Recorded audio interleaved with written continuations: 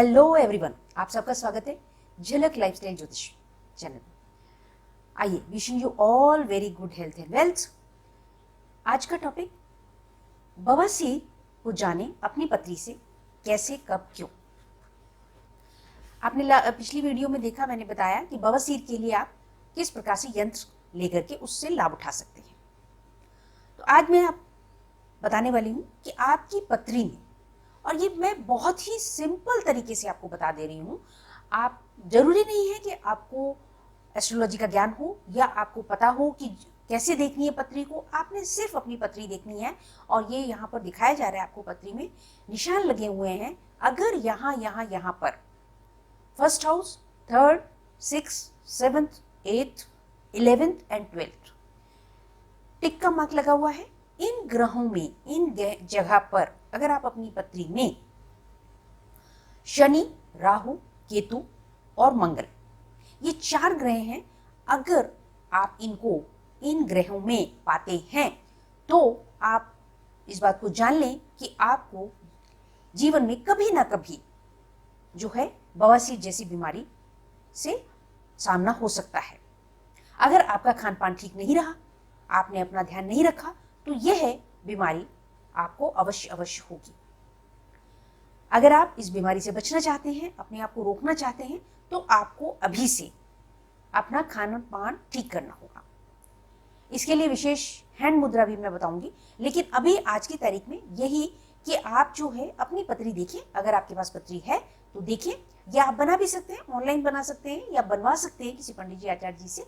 और पत्री देख करके बस आपको ये चेक करना है, आपको बिल्कुल भी टेंशन नहीं करना है कि कौन सा ग्रह किसको देख रहा है, नहीं देख रहा है, क्या है।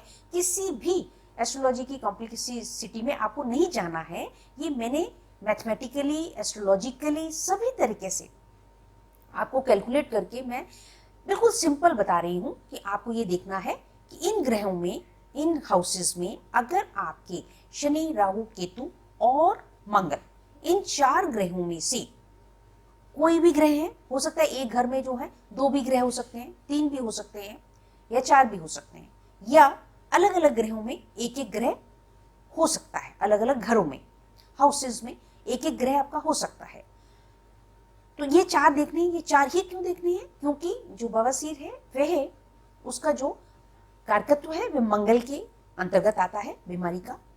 और दूसरा, मल, स्टूल, पॉटी, एक्सक्रीटा, या आप कहें कि आपकी खाना खाने के बाद में जो वेस्ट है उसको बाहर निकालना है, वह बाहर जाएगा।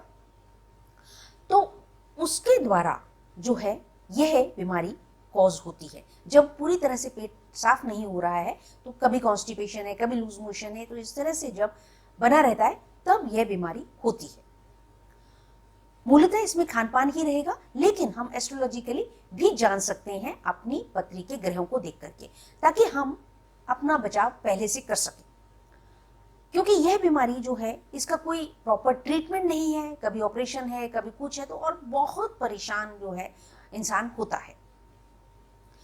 कुछ खा नहीं सकते, आप इंजॉय नहीं कर सकते, कभी कभी लोगों को बैठने उठने में बहुत प्रॉब्लम होती है। तरह तरह की इसमें कई तरह के जो हैं फैक्टर्स हैं।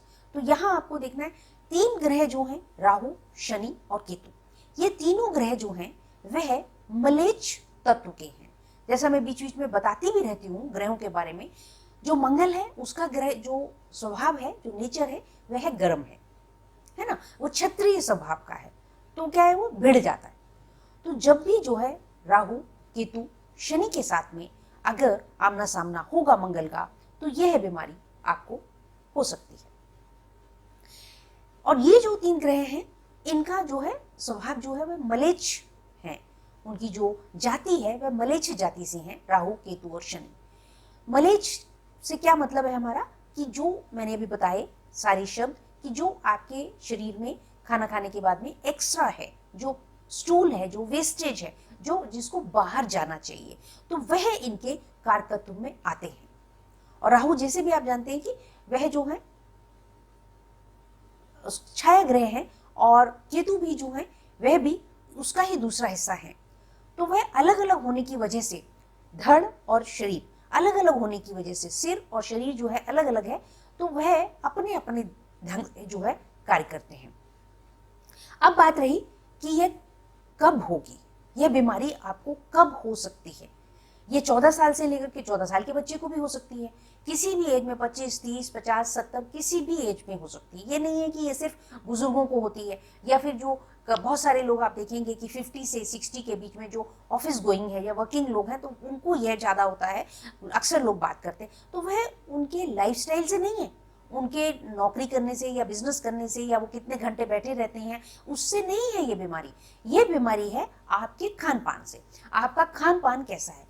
अब ये बीमारी कब होगी, किस एज में आपको होगी, वह डिपेंड करता है कि आपकी कौन सी ग्रह की दशा, महादशा, अंतरदशा कब है। जैसे राहु की महादशा चल रही है और उसमें मंगल का अंतरदशा है, तो यह बीमारी हो सकती है। मंगल की महादशा चल रही है अगर आपकी और उसमें राहु की अंतरदशा है, तब यह बीमारी आपको कष्ट दे सकती है। क्योंकि यह बीमारी कैसी है कि क्रॉनिक है, वह अंदर है आपके, लेकिन आपको पता नहीं है। तो इसलिए वह कब आपको परेशान करेगी, कब वो उदित होगी, कब वो आपको पता लगेगा उस बीमारी का, वह ऐसी स्थितियां हैं जब आपको पता चलेगा। दूसरा, केतु की महादशा है, तो केतु की महादशा में जो है, जब मंगल का अंतरदशा होगी तब यह कष्ट आ सकता है। शनि की महादशा में जब मंगल की अंतरदशा हो तब आ सकता है। मंगल की अंतरदशा में शनि, मंगल की महादशा में शनि की अंतरदशा हो तब यह हो सकता है।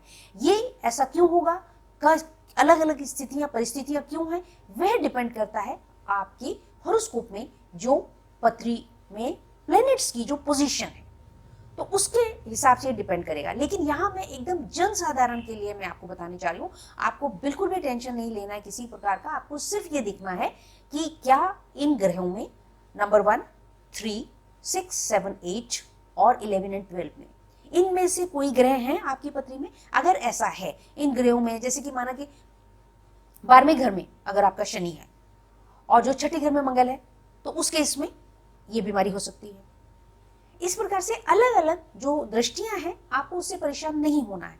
आपको सिर्फ ये देखना है कि क्या इन स्थानों पर ये ग्रह हैं, और सिर्फ इन आपको 4 ग्रहों के बारे में ही देखना है।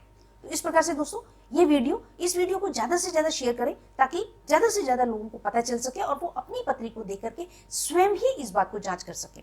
और जिन लोगों को यह इस तरह की सिचुएशन आने वाली है, अगर थोड़ा सा और स्टडी रखते हैं और वो देख सकते हैं कि राहु की दशा में अंतरदशा मंगल की आने वाली है, और आपका जो है इस तरह की प्लेनेटरी पोजीशन है आपके हॉरोस्कोप में, तो आप मेरे से इसका जो यंत्र है वह मंगवा लें। और पहले से ही जब ये परिस्थिति अगर है हॉरोस्कोप में, ऐसे प्लैनेट्स है, तो आप इस यंत्र को मंगवा करके इसका यथा योग जो रेमेडी है उसको आप पहले ही कर लें, ताकि आपको वह कष्ट नहीं आए। क्योंकि देखिए, जब कष्ट कैसे आएगा, जब आप लगातार जो है तरह तरह का कॉन्स्टिपेशन, लूज मोशन, खाना जो है ज्यादा जो है मैदे से, इस तरह की चीजों को खाते रहेंगे, तब यह बीमारी जब इसको उदित होना होगा तब ये अपना रंग दिखाएगी। लेकिन अगर आपने यंत्र को लेकर के रेमेडी आप कर चुके हैं, तो क्या होगा, उससे फर्क क्या पड़ेगा कि आपका जो नेचर है, जो आप जंक फूड खाना पसंद बहुत ज्यादा करते हैं, या ये जो यंत्र है ये कैसे कार्य करते हैं, ये भी थोड़ा सा आप समझ लें